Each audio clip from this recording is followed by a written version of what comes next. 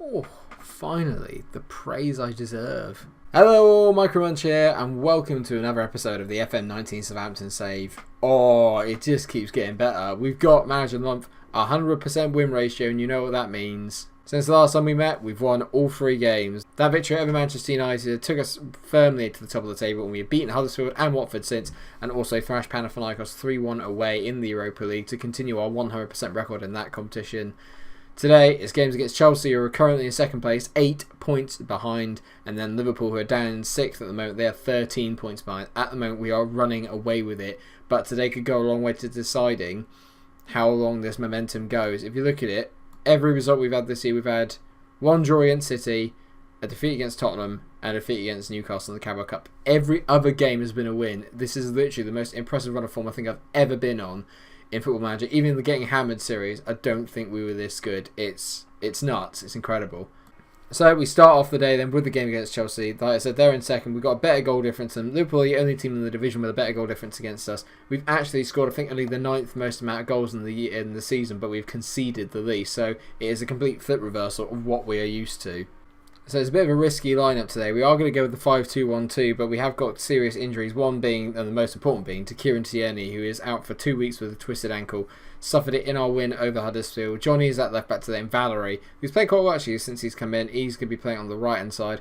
So full lineup is Patricia in goal, Ginter, Jikia and Kanate as the back 3. Johnny and Valerie as the 2 wing backs. Beltran is playing the ball winning midfielder role today, with Højbjerg in beside him as the deep line playmaker. Then you've got Maroney in behind Von Moos and Brill, Donald and Bolo.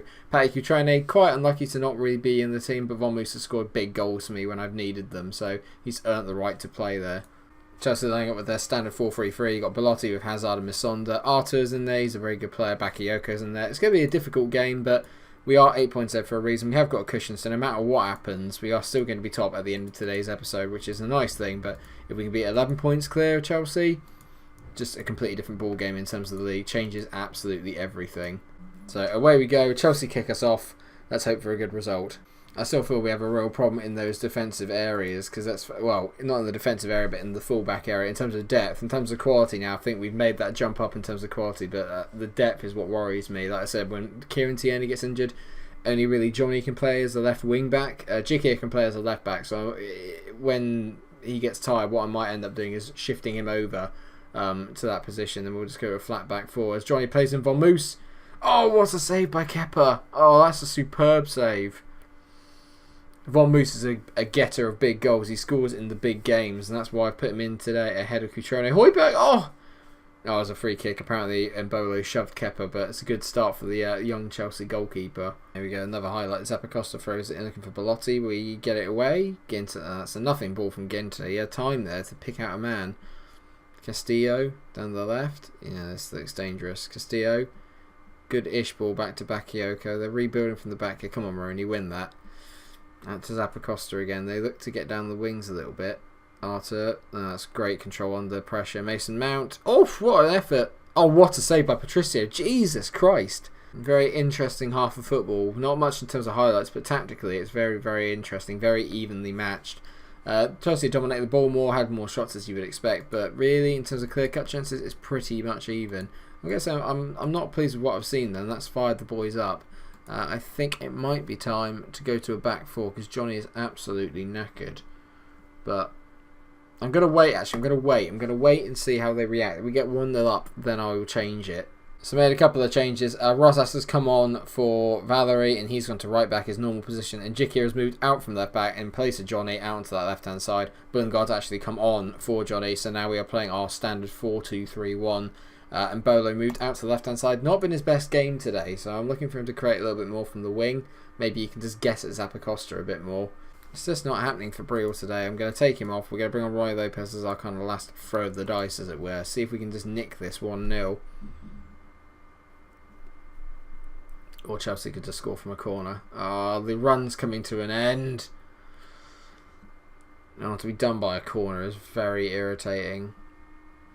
Mason Mount slaps it in. Bakayoko. It's crap. What's the point putting people on the post in this game? They never clear it off the bloody line. What's the point? Yeah, it looks like the run's coming to an end today, and that puts them within striking distance. 5 points behind. We need to bounce back with a win against Liverpool if we are to lose this game. There is a highlight though. Højbjerg. Nice ball, and Djikia is completely free. Djikia. Oh! Fran Beltran has scored! Has he? Yes, he has! Boom! The resilience is incredible. Great effort from Beltran. Brilliant from Djikia. The ball in from Højbjerg. Moist. I don't know if that's the right word. But it is moist because it's raining. But it's just, oh, Djikia, how is he not offside? That is miles off. Not there he isn't. Oh, even though that's tight though. But this bit here. Maybe it's not. Maybe Beltran's just behind him. That's an incredible passage of play. Oh no, don't do it to me now. Come on. We've done so well to get back to 1-1. We've not really deserved it, but it's great fighting spirit. Come on. Win that header. Oh, for God's sake, Djikia. You've done so well down one end. Don't balls it up now. Konate to Ronnie. Are we going to get on the counter here, maybe? Oh my God, brilliant ball from Ronnie. Von Moos. Von Moos. Oh, shocking finish. Time ticks away of the 4 minutes of added time. It looks like we're going to walk away with a... Oh no, don't. Mason Mount whips it in. Great take by Patricio.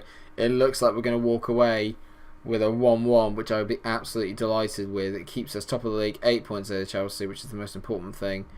Rui, get rid of it. You sit long, Ronnie. No, he's not going to win that. Beltran. Uh-oh. Oh no. Stop him. Well done by Djikia, who's had a very good game today. Castillo. Oh no, there's still more chances for Chelsea. Marin to the line. Tease it in Belotti. Great save by Patricio. I think that's it. I think we're going to get away with a 1-1, which is a big result considering they are title rivals. To go away and be behind and still get something out of it. That's the sign of champions, it really is. And that is the final whistle. 1-1. It's not a win, but I will take it. I'm going to say assertively, I'm happy with that performance. I am, in the sense that we got something out of it. The actual performance, not very good. Result, brilliant. Keeps us 8 points ahead. And Liverpool up next. They're now into the top 4. I had a feeling that would happen. And they're in good form at the moment. So it's going to be one hell of a game. So here we are, viewers, back again for Liverpool, who are now down into 5th. We are still obviously top. And Chelsea did win. So they've narrowed the gap to 5 points, applying the pressure. It's very even between us and Liverpool. We've actually got quite a good record against them. Won 3, drawn 3, and they've won 2 in our previous 8 meetings. So actually not really that bad. I think today we're also going to have a little wee change of formation, I think. So, line-up today then in the 4-2-3-1 formation is Patricio in goal, Johnny, Konate, Ginter and Valerie maintain all their position in the back four. Djikia drops to the bench because he's quite tired. Beltran's playing as the box-to-box midfielder. Højbjerg's in his deep line playmaker role, really impressing me recently. Ronnie Lopez is on the left, Moroni in the middle, and then Bundgaard on the right. Still yet to really hit it off, but I kind of feel that he's on the cusp of something great. And then you've got obviously Brill Donald and Bella up front, who's been leading the line, something chronic this year. Still got a very good record and wanted by United and Roma. No chance. No, they got Guides, he's a very good player. Bobby Firmino and Salah. So no Mane really out of like the normal front three. Oxlade-Chamberlain's on the bench. There's Ryan Brewster. They got Alisson Becker still in goal. Bit of a different lineup at the back there. Got Robertson, Varnier, Pavard, and Trent Alexander with Zobnin. I used to love Zobnin. And Saul Niguez. They've made some very decent signings. It's a bit weird that obviously now we've got the best defence in the league and Liverpool have got the kind of best attack. So it really is a kind of yin and yang, as it were. And we've done alright in the first half. We've not created anything, which is a bit disappointing. I thought at home, we're the ones that really should be pressing the issue. We've not done a lot. Beltran getting a yellow card's not great, because he's been so good for me. It's not going to be an episode full of highlights. I'm going to give it that. We've been so meh, to be fair. Not really created a lot in either game, but we're still unbeaten at the moment.